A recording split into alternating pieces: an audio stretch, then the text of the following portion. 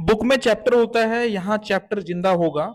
आज हम पढ़ेंगे the making of national movement, clear explanation, real examples के साथ, और एंड में रेडीमेड नोट्स मिलेंगे जो डायरेक्टली रिवीजन और एग्जाम में काम आएंगे, इसलिए स्किप मत करना, एंड तक रहना, फुल बेनिफिट। तो स्टार्टिंग में चैप्टर में क्या है, the beginning of something new, the dawn of Indian nationalism. जैसे मैंने टाइटल डाला है the dawn of Indian nationalism, इसका मतलब the beginning of something new, कुछ नया हो रहा था देश में। 1870 से शुरू हुआ, 1947 तक चला, और क्या हुआ, देश आजाद हो गए, देश को आजादी मिली। ठीक है, इस चैप्टर में जो भी चीजें हैं, एक एक पॉइंट को ध्यान से पढ़ेंगे हम लोग, हर एक चीज, हर एक लीडर का नाम, हर एक पॉलिटिकल एसोसिएशन, एग्जाम ओरिएंटेड तरीके से, जिससे बच्चा इजीली एग्जाम में मार्क्स स्कोर कर पाए। और साथ में आफ्टर द चैप्टर एंड्स हम लोग नोट्स भी प्रोवाइड करने वाले हैं। तो चैप्टर में पूरा एंड तक बने रहना, तभी नोट्स मिलेगा। स्टार्टिंग जो होता है ना चैप्टर का, स्टार्टिंग में ही हम लोग को रिकैप करने के लिए बोला जा रहा है चैप्टर में कि क्या क्या कैसे एडमिनिस्ट्रेशन था, वो पूरा पढ़ेंगे हम लोग। इधर जैसे द एडमिनिस्ट्रेशन, जैसे ही ब्रिटिश आए, ब्रिटिश बोलते थे जैसे ही हम लोग आए, ब्रिटिश का क्लेम ये था, हम इफिशियंट एडमिनिस्ट्रेशन ला रहे हैं। ठीक है, इफिशियंट एडमिनिस्ट्रेशन ला रहे थे वो लोग, ऐसा उन लोगों का मानना था। उसके बाद मॉडर्न लीगल सिस्टम इंट्रोड्यूस किया। उन लोगों के हिसाब से उन लोगों का जो सिस्टम था वो मॉडर्न था और लीगल सिस्टम था, और सेंट्रलाइज गवर्नेंस से स्टेबिलिटी आई। ठीक है, इससे पहले ये रियलिटी थी इंडिया में कि जो जितने भी रीजन्स थे इंडिया में, वो अलग अलग गुटों में बटे हुई थी, लेकिन इन लोगों ने क्या किया, उसको सेंट्रलाइज गवर्नेंस स्टेबिलिटी दिलाई, ऐसा इन लोगों का मानना था। उसके बाद जो ट्रेडिशनल रूलर्स थे, जैसे अलग अलग राजा अलग अलग जगह पे राज कर रहे थे, उन लोगों को हटा के एक बेटर सिस्टम दिया, इन लोगों का ऐसा मानना था। मतलब उनके हिसाब से हम तो इंडिया को मॉडर्न बना रहे थे। जितना भी इसमें पॉइंट था ना, displacement of in traditional rulers, जितना भी ट्रेडिशनल रूलर्स था उनको हटा के हम लोग एक ऐसा सिस्टम ला रहे थे जो इंडिया को मॉडर्न बना रहा था। और introduction of new legal system favouring British interest. ठीक है, ये सारी चीजें हो रही थी, लेकिन रियलिटी क्या था, क्या सच में ऐसा था जैसे ब्रिटिश क्लेम कर रही थी, क्या सच में ऐसा था? तो सच में देख लेते हैं, ग्राउंड रियलिटी बिल्कुल अलग थी इससे। पॉलिटिकल डिसइनफ्रेंचाइजमेंट हो रहा था।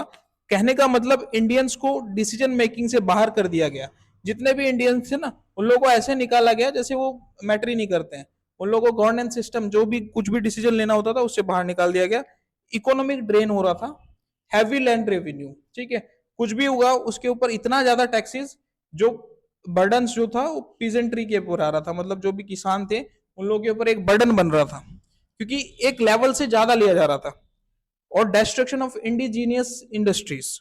ठीक है, जितना भी इंडिजीनियस इंडस्ट्रीज इंडिया में लाई करती थी, मैक्सिमम तो हैंडीक्राफ्ट था, हाथों से बनाई हुई चीजें बेचा जाता था इंडिया में, बनाया जाता था, वो सब खत्म हो गई। ब्रिटिश फैक्ट्री गुड्स थोप दिए गए, जो ब्रिटिश से बन के आ रहा था, यूरोप से बन के आ रहा था, वही सब गुड्स हम लोग को इस्तेमाल करने के लिए मजबूर किया जा रहा था। उसके बाद सोशल इंपैक्ट क्या हुआ इसका, इस सब का सोशल इंपैक्ट हुआ, रेशियल डिस्क्रिमिनेशन शुरू हो गया। ठीक है, उसके बाद साइकोलॉजिकल सब्जेक्शन आने लगा। तो लोगों में एक तरीके से, जो जैसा ब्रिटिश क्लेम कर रही थी वैसा कुछ था नहीं, लोग पूरी तरीके से बुरी तरीके से परेशान थे यहाँ पे। अब हम लोग द इमरजेंस ऑफ नेशनलिज्म वाला पॉइंट पढ़ेंगे। इसमें क्या क्या था, सबसे पहले पॉलिटिकल एसोसिएशन के बारे में डिस्कशन करेंगे हम लोग। उसके बाद कौन कौन सा एक्ट आया था इसी बीच में, वो सब के बारे में पढ़ेंगे। पॉलिटिकल एसोसिएशन, अलग अलग पॉलिटिकल एसोसिएशन बनने लगे था इसी टाइम पे, उसके बारे में डिस्कस करेंगे। दूसरा, जो एक्ट आए थे, इन सब एक्ट के बारे में डिस्कस करेंगे। तो जैसे कैटलिस्ट लॉज, जो कैटलिस्ट लॉज थे ना हम लोग के, सबसे पहले आया आर्म्स एक्ट, 1878 में आया था। इसका मेन ये था इंडियंस को हथियार रखने से रोकना। ठीक है, इंडियंस हथियार नहीं रख सकते। क्या ये रूल सबके लिए था? नहीं, जो ब्रिटिशर्स इंडिया में रह रहे थे उन लोगों के लिए नहीं, ओनली इंडियंस हथियार नहीं रख सकते। और यूरोपियंस को फुल परमिशन था कि वो लोग हथियार रख सकता है। मैसेज क्लियर था, हमें तुम पर भरोसा नहीं। ठीक है, control plus fear is equal to rule, मतलब कंट्रोल करो, साथ में डर बनाए रखो ताकि आराम से रूल कर पाओ। कंट्रोल रखो, दूसरा फियर, डर भी बनाए रखो, तभी जाके रूल कर पाओगे। ऐसा इन लोगों का सिस्टम था, और आर्म्स एक्ट पहला तमाचा हमारा इंडियन के गालों पर। उसके बाद वर्नाकुलर प्रेस एक्ट आया, सिर्फ इंडियन लैंग्वेज न्यूज़पेपर टारगेट, ठीक है। ये नहीं था कि जो इंग्लिश न्यूज़पेपर था उन लोगों को टारगेट किया जा रहा था, नहीं, इंडियन लैंग्वेज न्यूज़पेपर जो थी उन लोगों को टारगेट किया जा रहा था। ब्रिटिश पॉलिसीज के अगेंस्ट कुछ भी लिखा, ठीक है, वो पनिशमेंट माना जाएगा, ठीक है। कुछ भी एक वर्ड भी अगर खिलाफ में गया उसको पनिशमेंट माना जाएगा, मतलब उसको अगेंस्ट माना जाएगा और उसको पनिशमेंट दिया जाएगा जो भी प्रेस ऐसा कुछ करती है। तो इंग्लिश प्रेस सेफ, जो इंग्लिश प्रेस थी वो लोग सेफ था, उन लोगों के ऊपर कोई इश्यू नहीं था। देसी प्रेस जो था, देसी जो प्रेस था, जो इंडियन लैंग्वेजेस का प्रेस था, उसको दबाया जा रहा था, सप्रेस किया जा रहा था। मतलब फ्री स्पीच सिर्फ रूलर्स के लिए, रूल्ड के लिए नहीं, ठीक है। रूलर्स के लिए तो फ्री स्पीच था लेकिन इंडियंस के लिए नहीं। उसके बाद एल्बर्ट बिल कंट्रोवर्सी आया, इंडियन जजेस को यूरोपियन पर केस सुनने का अधिकार देने की बात, ठीक है। ऐसा इंडियंस बोल रहे थे बट यूरोपियंस ने फुल प्रोटेस्ट किया, बिल डायल्यूट हो गया। बिल डायल्यूट मतलब बिल पास ही नहीं हो पाया, ठीक है। अब इससे क्लियर हम लोगों को प्रूफ मिल रहा था कि रेशियल सुपीरियरिटी यहां दिख रहा है, रेशियल सुपीरियरिटी माइंडसेट, कि हम लोग ऊपर हैं इंडियंस से। इसका इंपैक्ट क्या हुआ, एजुकेटेड इंडियंस को समझ आया ये रूल रिफॉर्म के लिए नहीं, डोमिनेशन के लिए है। इसी रियलाइजेशन से नेशनल कॉन्शियसनेस स्ट्रांग हुआ। आगे चल के कांग्रेस प्रोटेस्ट मास मूवमेंट का केस बना। अगर हम लोग कुछ लाइनों में अगर इस बात को करें, जितनी भी बातें अभी तक हम लोगों ने की, ब्रिटिश लॉज न्यूट्रल नहीं थे, रेशियल थे, एंड वही नेशनल मूवमेंट का फ्यूल बने। अब ये सब के दौरान ही द बर्थ ऑफ वी हुआ, वी का जन्म हुआ, ठीक है। वी मतलब क्या, वी मतलब हम। इससे पहले लोग मैं में बटे हुए थे, मैं बकरी की तरह मैं कर रहे थे, लेकिन अब जब ये सब चीजें होने लगी तो हम में बट गए, ठीक है। हम वाली फीलिंग आने लगी लोगों के अंदर। From religion fragmentation unified national identity बनने लगा, रीजनल से, फ्रेगमेंटेशन से यूनिफाइड नेशनल आइडेंटिटी। इंडिया क्या है और किसका है, द कोर क्वेश्चन जो इंडियन लोगों के दिमाग में आया, ठीक है। और लोगों को समझ आने लग गया था कि इंडिया किसका है और क्या है। ब्रिटिश रूल से पहले लोग रीजन, कास्ट, रिलीजन, लैंग्वेज से आइडेंटिफाई करते थे। जैसे कि मैं अपने आप के बारे में अगर बताऊंगा, मैं नहीं बोलूंगा कि मैं कहा, मैं जगह का नाम बोलूंगा, मैं अपना धर्म बोलूंगा, अपना लैंग्वेज बोलूंगा, अपना कास्ट बोलूंगा। लेकिन नेशन का जो कॉन्सेप्ट था स्ट्रॉन्ग नहीं था, कि कौन से नेशन से नहीं पता, किसी को नहीं पता था, वो रीजन, कास्ट ये सब में बटे हुए थे सब लोग। लेकिन एट द एंड ये जो जब वी का फीलिंग आया ना, तो इंडिया सब इंडियंस का है। जब लोगों को समझ आया कि इंडिया एक का नहीं है, India belongs to all Indians, India जो है पूरे इंडिया का है, इंडियन लोगों का है पूरे, चाहे वो बंगाल का है, चाहे वो मद्रासी का है, कहीं का है, वो इंडियन है, ठीक है। तो we is not equal to, we जो है वो नॉट इक्वल टू बंगाली, ठीक है, मद्रासी, ये सबके लिए था। We is equal to Indian. अब यहाँ पे मैप हम लोग दिखा रहे थे, मैप क्या है, ये सबसे पहले यहाँ पे पूना सार्वजनिक सभा, ठीक है। जब लोगों को समझ आया ना कि वी हम मतलब इंडियन, ठीक है, तो लोगों ने क्या किया, पॉलिटिकल एसोसिएशन बनानी शुरू कर दी जो मांगे रख रही थी इंडियंस की, ठीक है। तो सबसे पहला एक जो एसोसिएशन बना था पूना सार्वजनिक सभा, जो बॉम्बे में बना था, ये रीजनल था, एक जगह पे था पर्टिकुलरली। इंडियन एसोसिएशन बंगाल में बनाया गया, मद्रास महाजन सभा मद्रास में, ठीक है। इन लोगों का गोल क्या था, अब गोल के ऊपर ध्यान देते हैं। सोरेनिटी मतलब अपना रूल, अपने डिसीजंस, एक्सटर्नल इंटरफेरेंस से फ्रीडम, ठीक है। कोई भी एक्सटर्नल इंटरफेरेंस नहीं होना चाहिए, मेरा देश, मेरा डिसीजन, मेरा ही सब कुछ चलेगा, ठीक है। ब्रिटिश, यूरोपियन किसी का नहीं चलेगा। कलेक्टिव सेल्फ रिस्पेक्ट का यहाँ पे सवाल था और पॉलिटिकल डिमांड नहीं थी, ठीक है। और लोग पूरे बढ़ चढ़ के लगे हुए थे एसोसिएशन में। लेकिन इन लोगों का एक प्रॉब्लम था यहाँ पे, यहाँ प्रॉब्लम क्या था कि ये लोग रीजनल पार्टीज थी, रीजनल एसोसिएशन थी, लेकिन रीजनल एसोसिएशन से काम बनने वाला था नहीं, ठीक है। अब 1850 में स्पेशली ड्यूरिंग 1870 80 हुआ क्या, कब और क्यों, 1850 के बाद, स्पेशली 1870 और 1880 के बाद, 1856 में जब जो रिवोल्ट हुआ उसके बाद क्लियर हो गया कि इंडिविजुअल प्रोटेस्ट से कुछ नहीं होगा, ऑर्गेनाइज प्लेटफॉर्म चाहिए। अब देखो इस चीज के लिए जो लॉयर्स थे, जिनको इंग्लिश पढ़ाया गया था ना, वो लोग बढ़ चढ़ के आगे आ रहे थे। जितने भी लॉयर्स थे उसके बाद टीचर्स थे, जितने भी लॉयर्स, टीचर और प्रोफेशनल्स थे, जिन लोगों ने इंग्लिश पढ़ी हुई थी, वो लोग लीड कर रहे थे। ठीक है, वो लोग लीड कर रहे थे। हाँ, ये सच्चाई थी कि ये लोग एलिट एलिट क्लास से बिलोंग कर रहे थे। एलिट मतलब अच्छे खासे फैमिली खानदान से बिलोंग करते थे। लेकिन फिर भी ये लोग क्या कर रहे थे, पर इन्होंने ही पॉलिटिकल डिस्कशन को स्टार्ट किया था, मूवमेंट बनाया आगे चल के। एम क्या था, जितने भी पॉलिटिकल इश्यूज थे उस पर डिस्कशन, जितने भी पॉलिटिकल इश्यूज देश में चल रहा था उन सब पर डिस्कशन करना, और पीसफुल मेथड्स। ठीक है, जैसे पैटिशन, ठीक है, यहीं से पता चला पैटिशन वगैरह का। ठीक है, पैटिशन आया, उसके बाद मीटिंग्स करना और रेजोल्यूशन, ये सारी चीजों का मेन एम क्या, political issues, represent Indian interest और इंपॉर्टेंट पॉलिटिकल एसोसिएशन। ये अब देखो, जितने भी इंपॉर्टेंट पॉलिटिकल एसोसिएशन थे ना, जैसे पूना सार्वजनिक सभा, ये बिलोंग करता था बॉम्बे से। ठीक है, इनका मेन एम क्या था, मेन एम था पॉलिटिकल इश्यूज जितने भी थे उनके ऊपर बात करना, उनके ऊपर डिस्कशन करना। ठीक है, और इंडिया को रिप्रेजेंट करना। उसके बाद इंडियन एसोसिएशन, ये बंगाल से था, इसका भी काम था वो बंगाल में ये सब चीजें करना। मद्रास महाजन सभा, ये मद्रास से था। बॉम्बे प्रेसिडेंसी एसोसिएशन, जैसे रीजनल, यहाँ नाम से ही पता चल रहा है हम लोग को कि कहाँ से बिलोंग करता था, ये मद्रास से, ये बॉम्बे से, ये इंडियन एसोसिएशन बंगाल से, ये पूना से।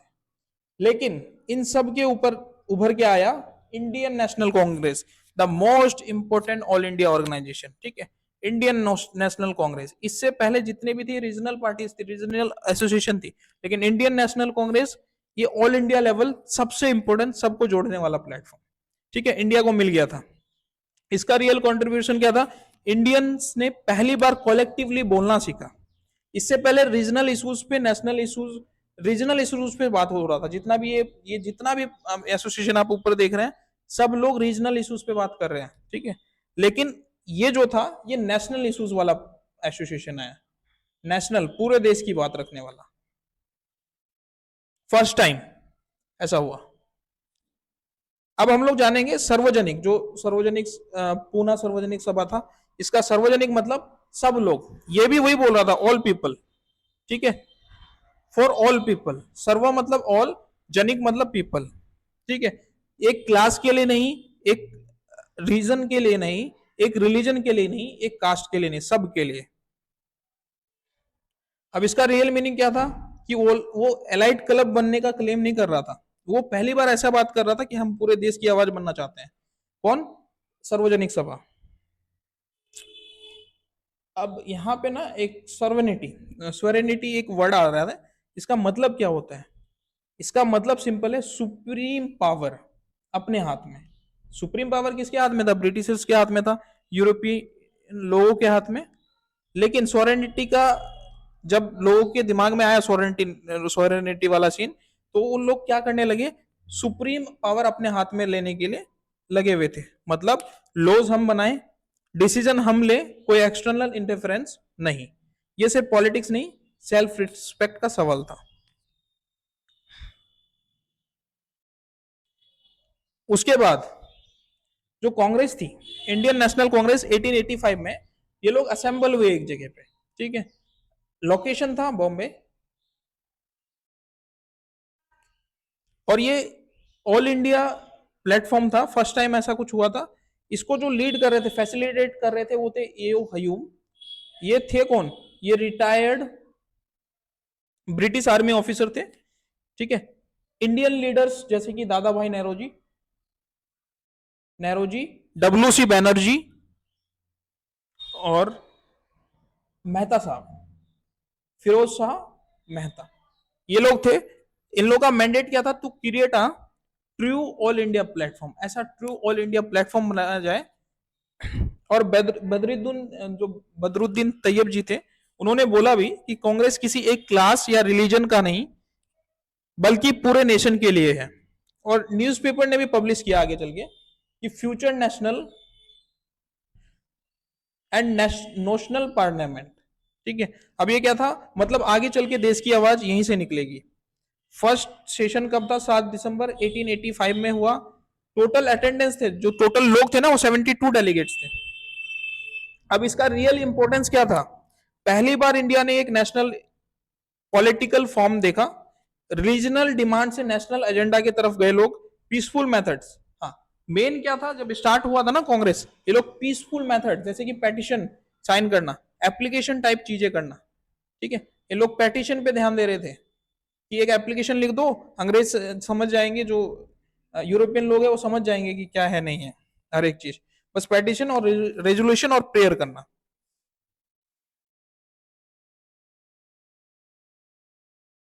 द पॉलिटिक्स ऑफ पेटिशन, ठीक है, moderate face and constitutional method.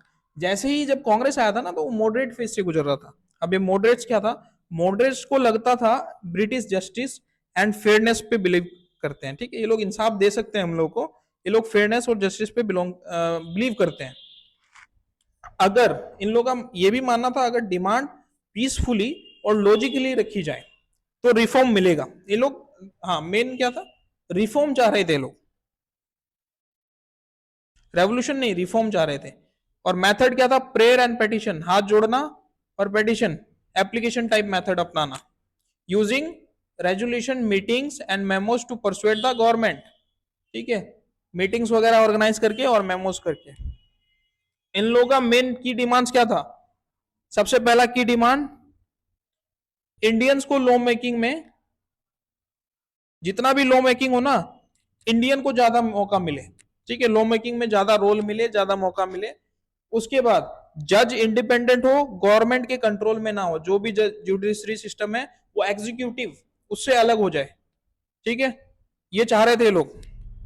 उसके बाद Indianisation of administration, civil services exams India में हो, ठीक है, इंडियंस को एंट्री मिले। इससे पहले ना जितने भी सिविल सर्विसेज एग्जाम होते थे वो सब कहाँ होते थे? ब्रिटेन में होते थे। और जितने भी जो सिविल सर्वेंट थे वो सब सब लोग ब्रिटिश लोग थे, यूरोप से बिलोंग करते थे। लेकिन इंडियंस क्या चाह रहे थे कि इंडिया में हो, इंडियनाइजेशन ऑफ द एडमिनिस्ट्रेशन हो, इंडियन लोग ही एडमिनिस्ट्रेशन संभाले पूरे देश का। अब इसमें रियलिटी क्या हुआ? पेटिशन से काम नहीं बन रहा था, ठीक है, और एक्सट्रीमिस्ट फंस आया, ठीक है, एक्सट्रीमिस्ट फेस आया आगे चल के। अब इकोनॉमिक में इधर the intellectual backbone of the movement. अब ये ड्रेन थ्योरी हम लोग पढ़ेंगे, डायग्राम का लॉजिक समझेंगे, हर एक चीज समझेंगे इसमें। ब्रिटिश रूल सिर्फ पॉलिटिकल प्रॉब्लम नहीं था, वो इकोनॉमिकल एक्सप्लोइटिव था। जैसे ब्रिटिश पॉलिसीज, डायरेक्ट पॉवर्टी, ठीक है, जितने भी ब्रिटिश पॉलिसीज था ना वो लोग ऐसा काम कर रहे थे ना जिससे डायरेक्ट पॉवर्टी मिले लोगों को। साइकिल का फ्लो कैसे चल रहा था? इधर इंडियन पीजेंट्स हैं, इंडियन पीजेंट्स आर्टिसियंस जो भी लोग थे, ये लोग वैल्यू प्रोड्यूस कर रहे थे, यही लोग प्रोडक्ट को बना रहे थे, मतलब प्रोडक्ट को उगा रहे थे और बना रहे थे। उसके बाद इन्हीं लोगों से फिर टैक्सेस और रेवेन्यू लिया जाता था, और फिर ये जो टैक्सेस और रेवेन्यू और जो सामान इन लोगों ने उगाया बनाया, इसको एक्सपोर्ट कर दिया जाता था ब्रिटेन, ठीक है, पैसा ब्रिटेन भेज दिया जाता था, और जो सामान था वो भी ब्रिटेन भेज दिया जाता था रॉ मटेरियल के रूप में। उसके बाद ब्रिटेन से फिर manufactured, import of manufacture goods, मतलब एकदम वेल फिनिश्ड गुड्स में जो भी सामान बनाया जाता था, जैसे मान के चलो कॉटन से कपड़ा बना के इंडिया में भेज दिया जाता था। अब इससे हो क्या रहा था? जो इंडिया पुअर होता जा रहा था, गरीब होता जा रहा था, और ब्रिटेन दिन ब दिन रिच होता जा रहा था। और इंडियन इंडस्ट्रीज जैसे कि अंडर कटिंग लोकल आर्टिशियन, जो भी लोकल आर्टिशियन थे जो अपने हाथों से हैंडीक्राफ्ट्स वगैरह बनाते थे, उन लोगों का बंटाधार हो रहा था, वो लोग धीरे धीरे खत्म हो रहे थे। और ज्यादातर ग्रोथ किसका हो रहा था? ब्रिटिश इंडस्ट्रीज का। अब ये मैटर क्यों करता है? पहली बार ब्रिटिश रूल को नंबर्स के साथ एक्सपोज किया गया था, ये जो पूरा स्ट्रक्चर बनाया गया था ना, पहली बार हुआ था कभी। पॉवर्टी को इंडियन फेल्यूर नहीं, कॉलोनियल पॉलिसी का रिजल्ट प्रूव किया। आगे चल के एक्सट्रीमिस्ट और गांधीयन मूवमेंट्स को सॉलिड इकोनॉमिक बेस मिला। यही सब से ना आगे चल के जो गांधीयन जो मूवमेंट था वो आगे चल के बढ़ा, अच्छे खासे इसमें गया। अब लिमिट क्या था? पोलाइटनेस का लिमिट क्या था? जैसे वो कांग्रेस बनी थी, आईएनसी, इंडियन नेशनल कांग्रेस बनी, ठीक है, वो लोग सब कुछ कर रहा था अपने हिसाब से, लेकिन इसमें ना कुछ प्रॉब्लम्स थी उन लोगों की। जब स्टार्टिंग में कांग्रेस बनी थी उन लोगों में कुछ प्रॉब्लम्स थी, वो सब देखते हैं। देखो सबसे पहले एलाइड डिस्कनेक्ट। ये लोग ना एलाइड ग्रुप्स थे, मतलब अच्छे खासे पढ़े लिखे घराने से, अपर क्लास और एजुकेटेड। लेकिन हम लोगों को पता है कि सब लोग अपर क्लास पूरे इंडिया में ना मैक्सिमम लोग अपर क्लास से बिलोंग नहीं करते, और मैक्सिमम लोग एजुकेटेड आज भी नहीं है। तो उस टाइम में तो पॉसिबल ही नहीं था ऐसा होना। तो लीडरशिप ज्यादातर अपर क्लास और एजुकेटेड लोगों के पास। रूलर मासिस, जो रूलर मैक्सिमम जो लोग थे वो रूलर थे ना, विलेजेस से बिलोंग करते थे। उन लोगों तक पहुंचने का कोई मौका ही नहीं था इन लोगों के पास। ठीक है, उन लोगों तक पहुंच ही नहीं पा रहे थे ये लोग। उसके बाद लिमिटेड रीच था, जो मीटिंग्स और पेटिशन था वो सिटीज तक सीमित था। ठीक है, जितना भी मीटिंग्स हुआ सब कुछ हुआ सिटीज में ही होता था, सिटीज में होता था। ठीक है, मीटिंग्स हो या कुछ भी वो सिटीज में होगा, वो कहीं और नहीं हो पाता था, जैसे विलेजेस हो गया या रूरल एरियाज में नहीं हो रहा था। इनइफेक्टिवनेस क्या था, रिफॉर्म की स्पीड ग्लेशियल। ब्रिटिश गुडविल पे भरोसा कर रहे थे कि ब्रिटिश हम लोग को जस्टिस देगा, इंसाफ देगा। ठीक है, हम लोग अगर पेटिशन डालेंगे तो। लेकिन ये जो थ्योरी था ना, ये कमजोर पड़ रहा था, इससे काम चल नहीं रहा था।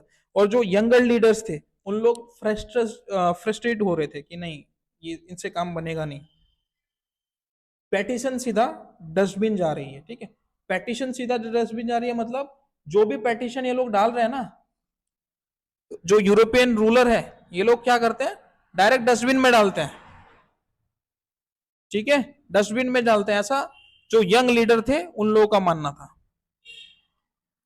और ये फ्रस्ट्रेट हो गए थे ये सब चीजों से। इसी बीच में आए तीन एक्सट्रीमिस्ट टाइप के नेता, लीडर, जिनका नाम था लाल, बाल, पाल। लाल से हम लोग जानते हैं लाला लाजपत राय, लाला लाजपत राय सबसे पहला लीडर। बाल से जानते हैं बाल गंगाधर तिलक, और पाल से जानते हैं बिपिन चंद्र पाल। ये तीन, ये लीडर्स बोल रहे थे इनफ टॉक एक्शन टाइम। ठीक है, इनफ मतलब कम बोलो और अच्छा बोलो, एकदम पूरा देश हित में बोलो। Freedom is my birth right, I shall have it. ठीक है, अब जो तिलक का लाइन था ना, वो वाइब सेट कर रहा था कि नहीं, कुछ अच्छा करने वाले हम लोग। जो फ्रीडम है वो हम लोग का जन्मसिद्ध अधिकार है, और ये हम लोग लेके रहेंगे। कब और क्यों शिफ्ट हुआ, पोस्ट 1890 मॉडरेट्स मेथड पेटिशन और प्रेयर, जो प्रेयर था वो रिजल्ट स्लो था उन लोगों का। ठीक है, अब जैसे पोस्ट 1890 में क्या हो रहा था ना, जो रिजल्ट था, जो इन लोग पेटिशन वगैरह डाल रहे थे, जो कांग्रेस का स्टार्टिंग का जो मानना था, मॉडरेट्स जो लोग थे वो लोग जैसा मान रहे थे, ये बहुत स्लो प्रोसेस से हो रहा था, डस्टबिन में जा रहा था जितने भी पेटिशन वगैरह डाल रहे थे। अब न्यू फिलोसफी शुरू हुआ। न्यू फिलोसफी क्या था, सेल्फ रिलायंस। ठीक है, स्वदेशी अपनाओ, स्वदेशी अपने देश का बना हुआ सामान अपनाओ, बाहर का कुछ नहीं। ठीक है, जो बाद बाद में गांधीयन एरा का भी एक ये बना था मेन फेज।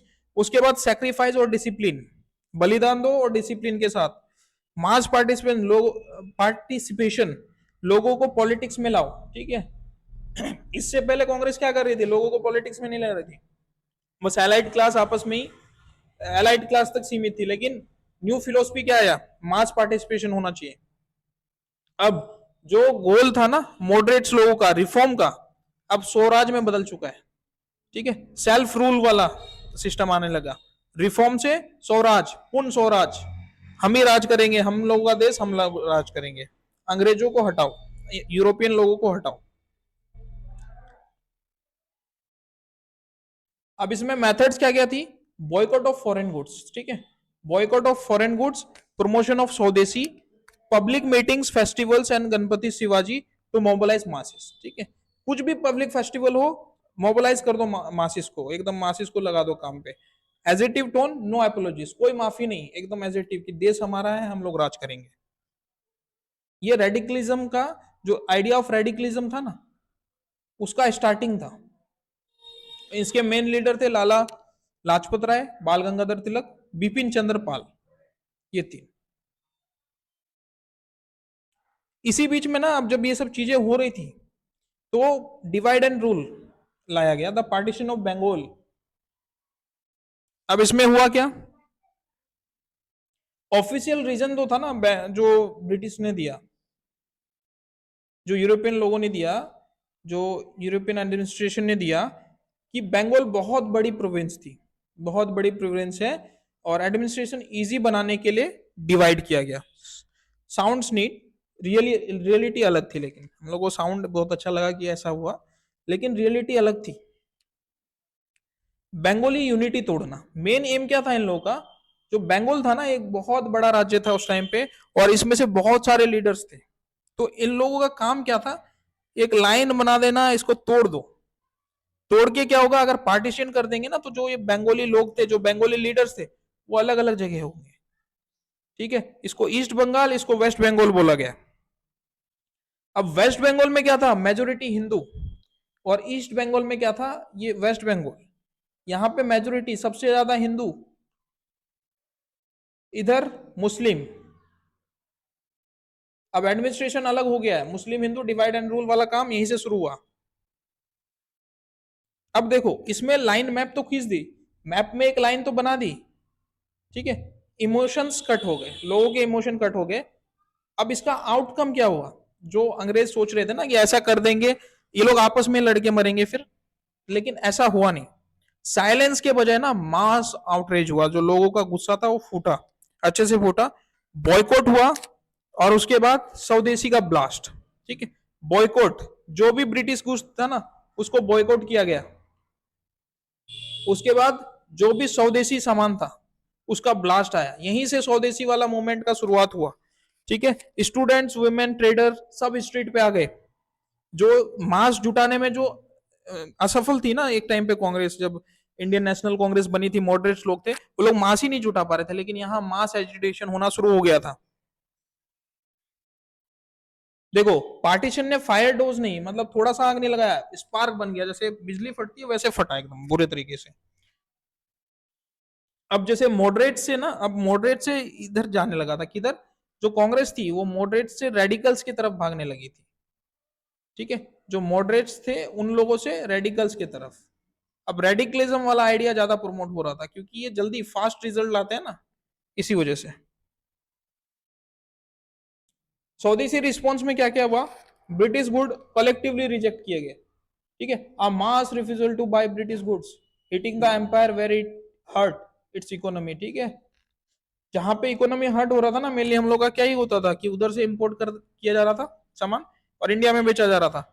अगर हम लोग पहनेंगे ही नहीं, हम लोग बॉयकॉट करेंगे, तो उन लोगों का इकोनॉमी हिट होगा।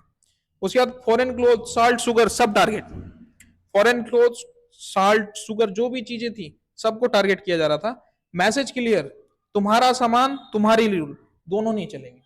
ठीक है, दोनों हम लोगों को नहीं चाहिए, ऐसा इन लोगों का मानना था। स्वदेशी, देसी इंडस्ट्रीज जो थी उनको प्रमोट किया जा रहा था। ठीक है, चाहे वो टेक्सटाइल वाला हो, इंडिजीनियस जो इंडियन जो भी इंडस्ट्रीज थी, उन लोगों, उन सबको प्रमोट किया जा रहा था, फैक्ट्रीज को, टेक्सटाइल्स का, सोप का, मैचिस का, और बैंक्स भी इंडियंस प्रमोट किए जा रहे थे। नेशनल एजुकेशन का प्रमोशन होने लगा, ब्रिटिश कंट्रोल स्कूल्स के का अल्टरनेटिव ढूंढा गया, जो Indian establishment of schools and independent of British control, British control से इंडिपेंडेंट स्कूल। अब देखो, बंगाल से मूवमेंट ऑल इंडिया फैला, ये बंगाल में नहीं रहा, बंगाल में शुरू हुआ था किसकी वजह से, पार्टीशन ऑफ बंगाल की वजह से, लेकिन ये बंगाल तक ही नहीं रहा, आगे चल के क्या हुआ, पूरे ऑल इंडिया में फैला। कुछ लोगों के लिए petition politics dead, passive resistance, revolutionary thinking कुछ सेक्शंस में। ठीक है, लोग चाह रहे थे कि जल्दी जल्दी चेंजेस चाहिए हम लोग को। गोल शार्पेंड हुआ कि ब्रिटिश रूल का एंड, सिर्फ रिफॉर्म नहीं। ठीक है, सिर्फ रिफॉर्म नहीं चाहिए, चेंजेस नहीं चाहिए कि ब्रिटिश ही कंट्रोल करे और हम लोग देखें, नहीं, हम ही लोग कंट्रोल करेंगे पूरे देश को। अब ये मैटर क्यों करता है, पहली बार mass participation, students, women, traders, economic, culture, education सब पॉलिटिकल हो गया, गांधीयन इरा के टूल, बॉयकॉट और स्वदेशी यही टेस्ट हुए। सबसे पहले जो बॉयकॉट और स्वदेशी वाला कंसेप्ट आया था ना, यहीं से आया था। लेकिन ब्रिटिशर्स तो नहीं रुकने वाले थे ना, उन्होंने कॉम्युनल फ्रैक्चर ला दिया, मुस्लिम लीग फॉर्म हुआ। ठीक है, मुस्लिम लीग फॉर्म हुआ, जो क्या कर रहा था, सपोर्ट किया पार्टीशन ऑफ बंगाल को, डिमांडेड सेपरेट इलेक्टोरेट्स। ठीक है, पॉलिटिक्स में कॉम्युनल आइडेंटिफाई, पहली बार पॉलिटिक्स में किसी ने कॉम्युनल बेसिस पे इलेक्ट्रोइट्स मांगा था, ठीक है, क्योंकि मुस्लिम्स को लग रहा था कि हम लोग आगे जाके कोई सुनेगा नहीं, इसीलिए। उसके बाद आइडियोलॉजिकल फ्रैक्चर 1907 में लगातार एक चीज और हो गया, जो मॉडरेट्स थे और एक्सट्रीमिस्ट थे, दो ग्रुप बन रहा था शुरू से, अब दोनों अलग हो गए। मॉडरेट्स जो थे, जो स्टार्टिंग आईएनसी का स्टार्ट किया था जिन्होंने, वो अपोज करने लगे बॉयकॉट, जो बॉयकॉट हो रहा था ब्रिटिश गुड का, और फोर्स, किसी तरीके का फोर्स और बॉयकॉट को अपोज करने लगे थे। और एक्सट्रीमिस्ट डिमांडेड मास एजिटेशन, भीड़ जुटाओ, कुछ भी करके भीड़ जुटाओ, दोनों में बाय आइडियोलॉजिकली सेपरेशन हो गया, ठीक है। The nationalist movement was temporarily weekend, जो नेशनलिस्ट मूवमेंट धड़ल्ले से चल रही थी, बंगाल से स्टार्ट हुआ था, पूरे देश में फैल रहा था, वो कमजोर पड़ने लगी है इससे, ठीक है। ये वीकेंड हो गया। उसके बाद वीक तो पड़ा, लेकिन 1915 आते आते फिर इंटरनल रियूनियन हुआ, जो मॉडरेट्स थे उन्होंने एक्सेप्टेड किया extremist back into the Congress fold 1915, ठीक है। 1907 में अलग हुआ, आइडियोलॉजिकल फ्रैक्चर हुआ, लेकिन 1915 आते आते दोनों एक हो गए, एक्सट्रीमिस्ट और मॉडरेट्स एक हो गए, और कांग्रेस में मिलन हो गया, ठीक है। और इसके साथ साथ एक्सटर्नल अलायंस आ गया। एक्सटर्नल अलायंस कौन? मुस्लिम लीग, साइन किया लखनऊ पैक्ट 1916 में। और फिर क्या हुआ, इन्होंने डिमांड रखी, United demand for self government, अपना देश का गवर्नमेंट अपने हाथों में, ठीक है, ऐसा डिमांड करने लगे दोनों parties, INC Indian National Congress और दूसरा मुस्लिम लीग, दोनों ही।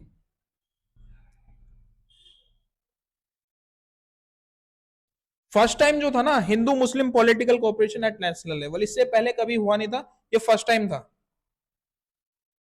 अब स्ट्रेट ट्रूथ क्या था, ब्रिटिश तब सीरियसली सुनते हैं जब इंडियंस एक साथ बोलते हैं, ठीक है। इससे पहले जो थे ना, इंडियंस एक साथ नहीं बोल रहे थे, बस पेटिशन डाला जा रहा था, लेकिन अब ब्रिटिश कब सुन रहे थे, जब इंडियंस एक साथ बोल रहे थे।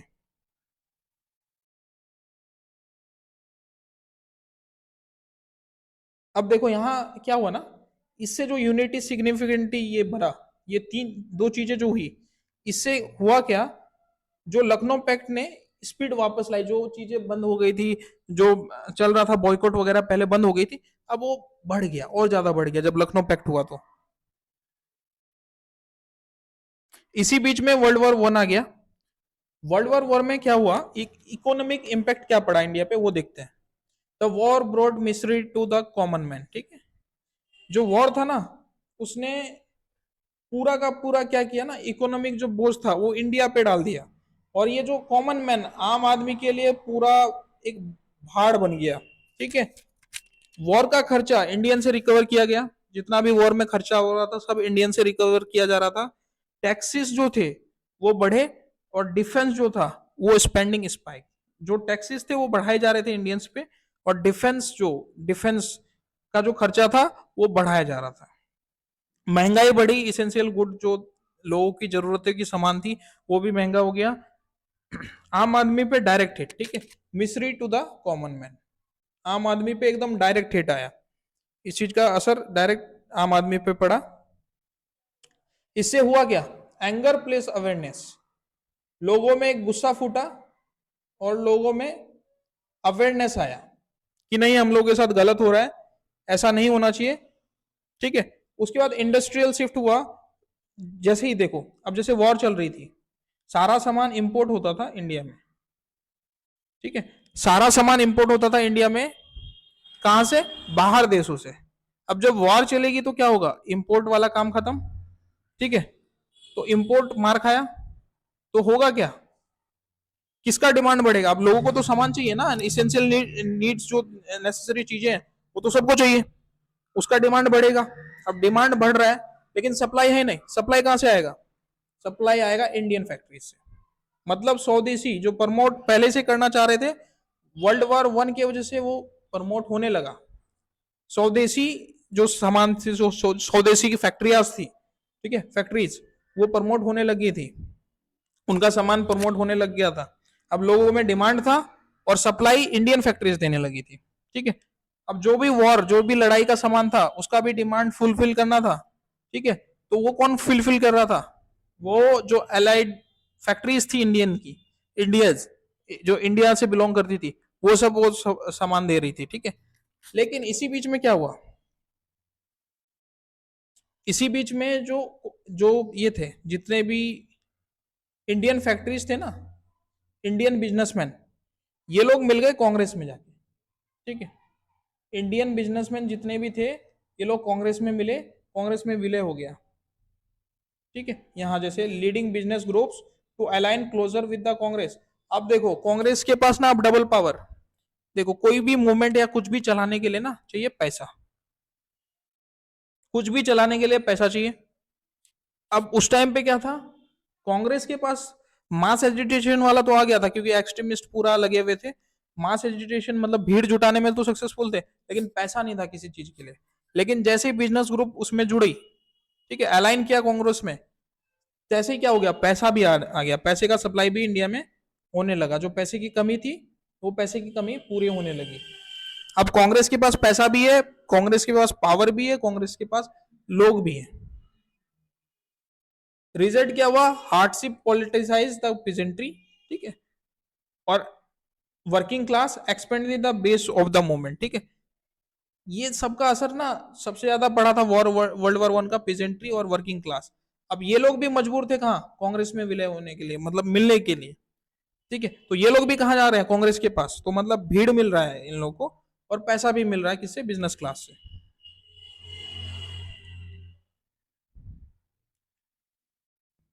1919 मूवमेंट एलाइट लेड था, ठीक है। 1919 में मूवमेंट जो था ना वो एलाइट लेड था, एलाइट जो लोग थे वो लोग लेड कर रहे थे।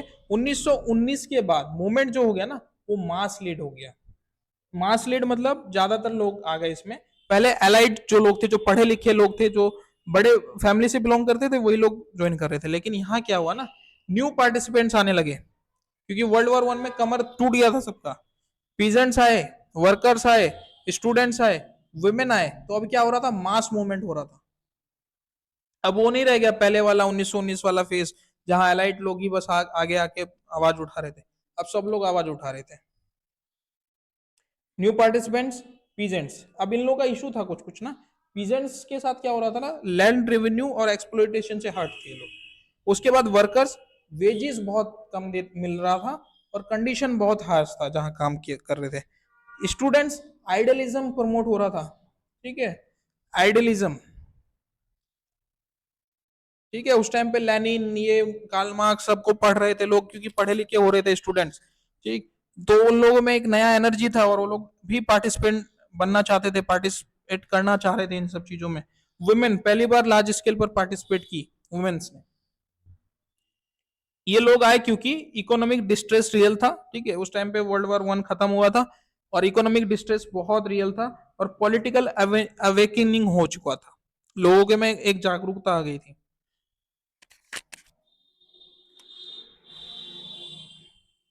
अब देखो रिप्रेशन का उल्टा इफेक्ट, ब्रिटिश रिप्रेशन का एम मूवमेंट क्रश करना, एक्चुअल रिजल्ट मूवमेंट डेमोक्रेटाइज हो गया, ठीक है। जो लोग चाह रहे थे, ब्रिटिश चाह रहे थे कि रिप्रेशन दबा दिया जाए इस मूवमेंट को, उल्टा डेमोक्रेटाइज हो गया, ठीक है। अब लोग मास स्ट्रगल कर रहे थे, लोग मिलजुल के आवाज उठा रहे थे। आज से पहले क्या हो रहा था, सिंपल छोटा छोटा रैलियां निकालना ये सब, लेकिन अब मास स्ट्रगल होने लगा। लोग अपने आप आके पूरा झुंड आके इसके खिलाफ आवाज उठा रहे थे, ब्रिटिशर्स के खिलाफ। तो टोटल चैप्टर में हम लोगों ने बहुत सारे पॉइंट्स पढ़े आज। अब इसके बाद जो नेक्स्ट वीडियो रहेगा हम लोग का, वो रहेगा रोलेट सत्याग्रह के ऊपर और नॉन कॉपोरेशन और खिलाफत एजिटेशन। ये सब कुछ मूवमेंट है, ये सब नेक्स्ट वीडियो में हम लोग डिस्कस कर लेंगे। तो आज इतना ही। 1919 1 वर्ड्स तक पहुंच गया, वो 1947 तक हम लोग को जाना है, वर्ल्ड वॉर 2 पढ़ना है। तो हर एक चीज हम लोग कवर करेंगे, साथ में इसके एंड में क्वेश्चन आंसर भी करेंगे। और नोट्स तो मैं आज देने वाला हूँ, इसके नीचे नोट्स डिस्क्रिप्शन में जरूर रहेगा नोट्स, ठीक है।